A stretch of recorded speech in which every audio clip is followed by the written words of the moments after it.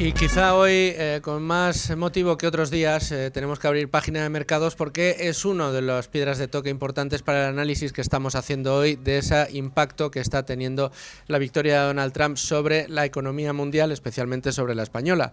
España fue el índice, el español, el IBEX 35 fue el que más cayó ayer de Europa.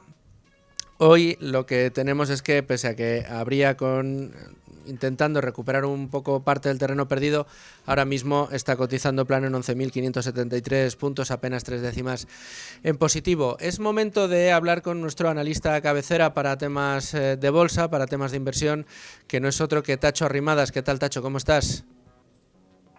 Muy bien, buenas tardes, Luis Fernando. Tacho, que es uno de los portavoces, de los responsables de Santa Lucía AM, Santa Lucía Asset Management, y que estáis mirando muy de cerca, Tacho, en este caso, también todo lo que tiene que ver con el mercado de renta fija, aunque en primer lugar me gustaría preguntarte si la victoria de Trump crees que puede alterar esa hoja de ruta que tienen marcadas o que tenían marcadas hasta ahora la Reserva Federal Norteamericana y el Banco Central Europeo. Pues me parece un buen punto de comienzo y lo cierto es que por comenzar por lo inmediato, por lo rabiosamente inmediato, la Reserva Federal ayer cumplió con expectativas y rebajó un 0,25% los tipos.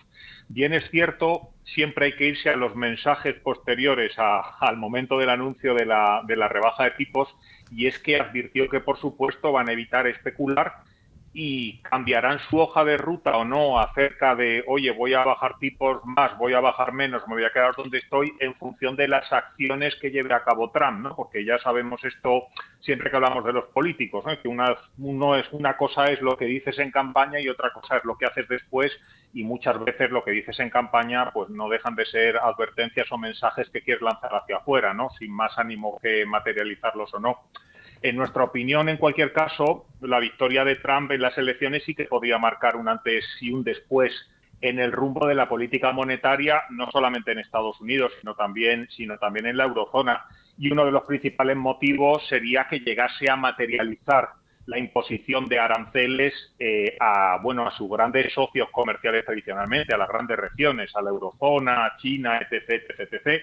Y además evidentemente no solamente porque él fuese a imponerlo, sino por la reciprocidad con la que se podría encontrar lógicamente, ¿no? Porque esto de los aranceles no es unidireccional, sino que suele ser bidireccional.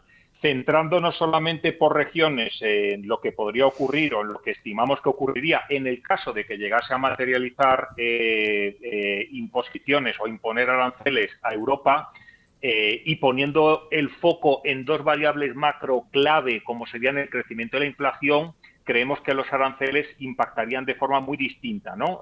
A ambos lados del Atlántico.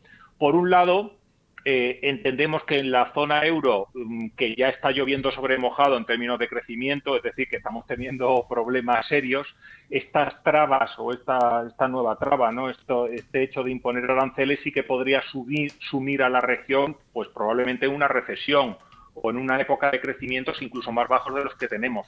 Y esto llevaría al BCE a verse obligado a acelerar el ritmo de bajadas incluso por encima de lo que tiene planificado ahora para evitar un aterrizaje excesivamente brusco de la economía.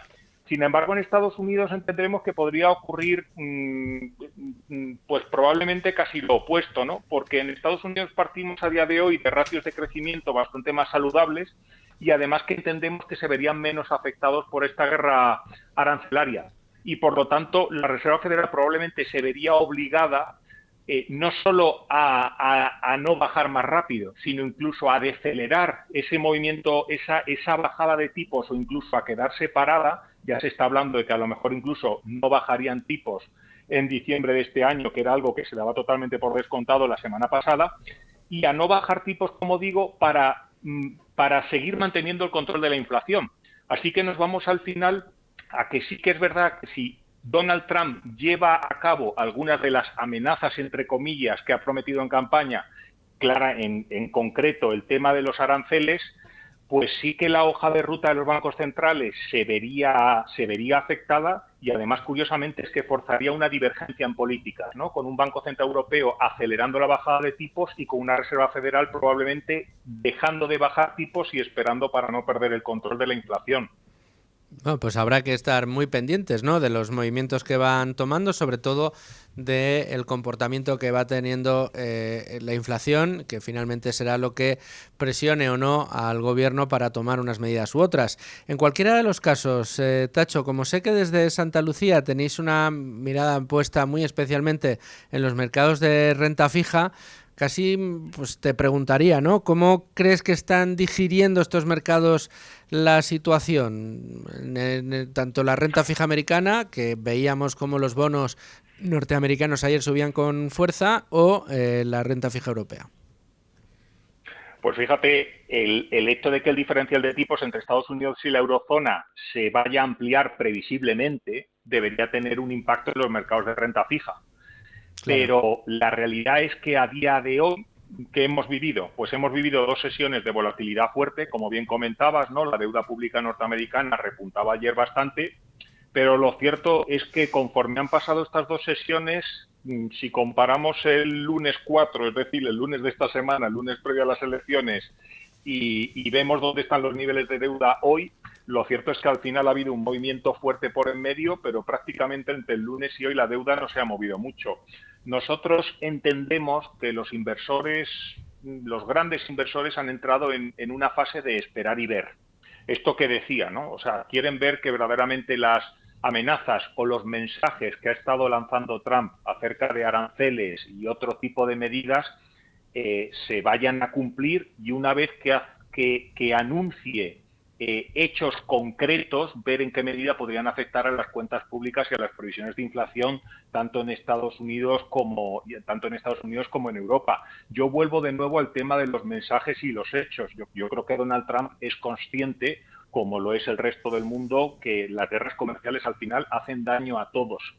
Y probablemente esté blandiendo el arma, ¿no? Esté blandiendo el palo de las imposiciones de aranceles con ánimo de crear un caldo de cultivo más propicio para él a la hora de negociar sobre otros temas. Y creo que probablemente así lo ven la mayoría de los inversores, y por eso está todo el mundo esperando antes de hacer movimientos a ver verdaderamente en qué se materializa este tema. Así que, por resumir, evidentemente hubo volatilidad el día de las elecciones y el día posterior. Yo creo que las aguas han vuelto a su cauce. Vemos a los inversores esperando a ver medidas concretas. Está claro que si esta guerra de aranceles llega a materializarse de verdad, lo que veremos será cómo la renta fija norteamericana sí que gana en atractivo frente a la europea, porque mantendrá unos tipos más altos. Muy rápidamente, Tacho, Sí. una de las preguntas que yo te quería hacer tiene que ver con el comportamiento de la bolsa española en el día de ayer respecto a las bolsas europeas y fundamentalmente respecto al dólar. Claro, has empezado hablando de inflación, esto va a tener que ver mucho con el valor que obtenga la moneda norteamericana, pero la primera reacción de los mercados fue fortalecer al dólar. ¿Cómo crees que puede afectar un dólar más fuerte? ¿O crees que esas tensiones inflacionistas van a hacer que no se fortalezca tanto? Bueno, el hecho de que en Estados Unidos o previsiblemente podamos ver unos tipos más altos, o mejor dicho, que se amplíe el diferencial de tipos entre Estados Unidos y Europa, al final nos va a llevar A un dólar a más un dólar más estable. fuerte, como bien comentabas, ¿no? Y además esto provoca un círculo, digamos, un círculo vicioso en Europa, porque un dólar más fuerte lo que va a hacer es importar inflación vía divisa.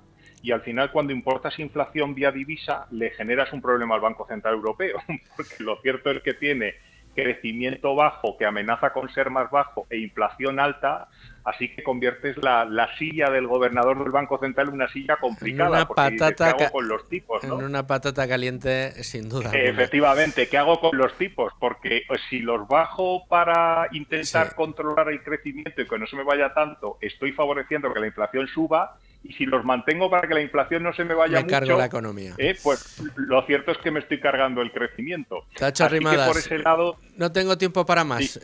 Muchas gracias por, Perfecto, Luis Fernando. por tu análisis, el tiempo de la radio, que es así. Un abrazo muy fuerte, muchas gracias, Tacho. Gracias, un abrazo, hasta luego.